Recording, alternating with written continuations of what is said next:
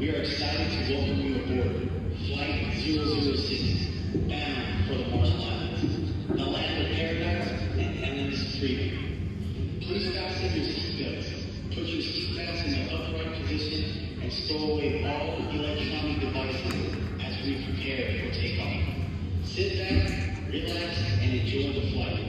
We will be cruising at an altitude of 35,000 feet and expect a smooth and scenic journey to the dazzling destination of the Marshall Islands. Thank you for choosing to fly with us today. We hope you have a wonderful time in the Marshall Islands. Thank you for flying with us.